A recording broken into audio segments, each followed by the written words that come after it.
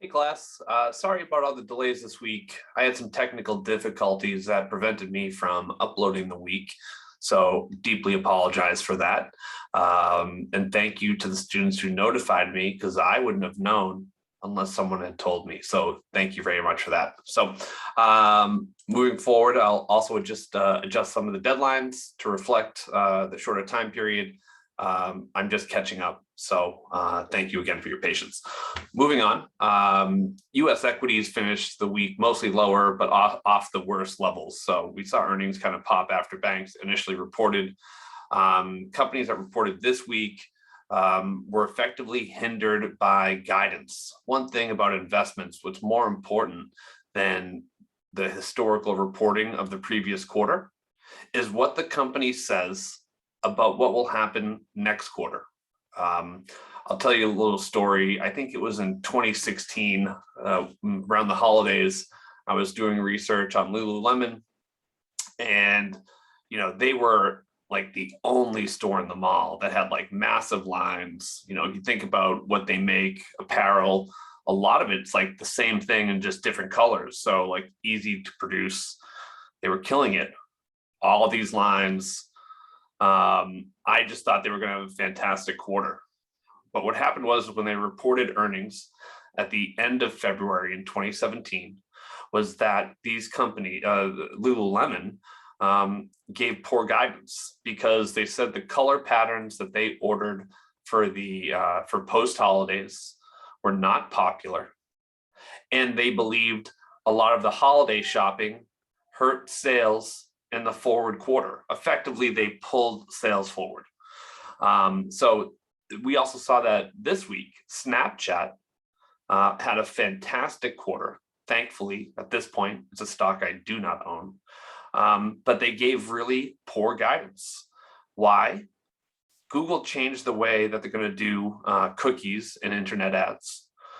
That is making it more challenging for companies like Snapchat to target ads, making them less valuable. So they can charge a high premium for ads that are super precise. The less precise the ad, the less of a rate they can charge.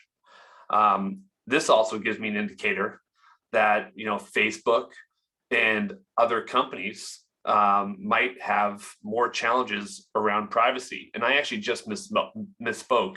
Google's changing the way they do cookies, but the impact on Snapchat was actually from a similar decision that Apple made about privacy on its phone. So Snapchat actually lost from the change in the Apple privacy. But how does this, impact the broader online media advertising market that targets stuff? We all want more privacy, but that makes companies like Snapchat and Facebook less valuable. It might be a fair trade-off. Going back, Facebook, Google, Twitter were all big decliners, this week on Snap earnings. So the market's already pricing this negative news in. I'm guessing out of that group, Google, because they control a lot of their own stuff, will probably benefit more than Facebook or Twitter. Amazon was another drag. Financials still had a solid week. Oil was also up, which is getting a little bit concerning. So that was kind of some of the bigger highlights. Intel, another one that gave poor guidance. Intel, good quarter, bad guidance. They're talking about higher costs going forward. In addition, let me see if there's anything else.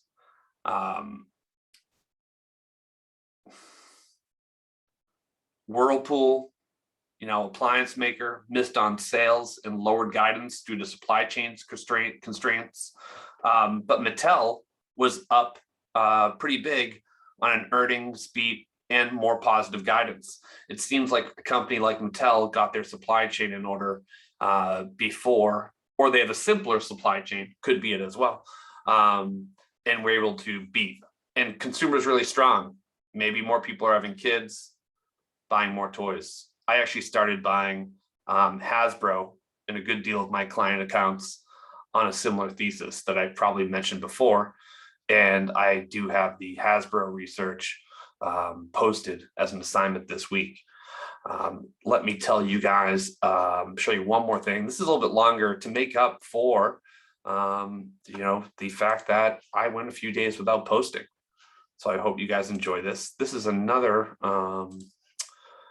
data set I follow on a regular basis, daily, and it's called the Daily Shot. And it's just a bunch of charts that effectively come out in the market.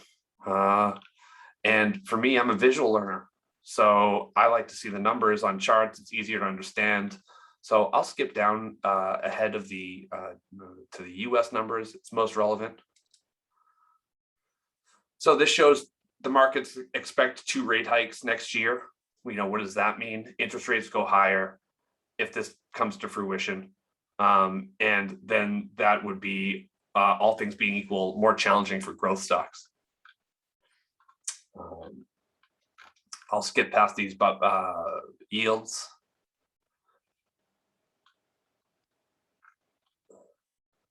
This is a chart of initial jobless claims. So we see here initial jobless claims in 2020, they were a huge outlier. But what's happening with initial jobless claims this year? It's almost the opposite. Like, we're heading towards initial jobless claims of all-time lows. This is good. This means a lot of these excess jobs in the market are going to be scooped up by job seekers. One factor that we haven't talked about this in this class is now that a lot of kids are back in school, that frees up the workforce because many Americans use public schools effectively as childcare. Existing home sales. So existing home sales story here. I know it's a big chart. The blue line is 2021, red line is 2020. Homes are still selling great, way better than in prior years. This is a demographic trend combined with the pandemic. But there are other issues here too. They're trending slightly lower, mostly due to some supply chain issues. Condominium sales here. The inventory of housing, right? Sales are super high, inventory is super low, right? That's a challenging environment. But if you're a home builder and you have new homes for sale, that means you can command tremendous pricing. I'm still bullish on home builders. A name many of my client owns is LGI Homes. They only build entry-level homes, average selling price about $250,000, and they build them 1 hour outside major cities in order to take advantage of rural government loans, which most of us aren't familiar with, but they require no down payment. 50% of their business is in Texas. Here's another thing, homes are selling quickly, a little surprise there. 46% of homes are selling within 2 weeks.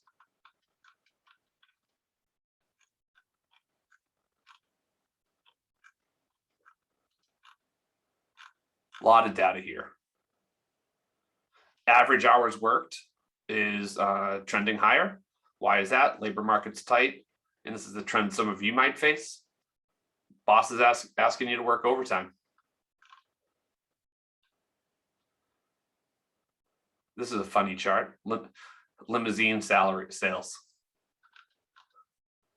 All right, well, that was about it for these charts. So hope you guys enjoyed a little bit extra. I'd love the feedback if you guys thought this was helpful, and hope you guys are having a great weekend.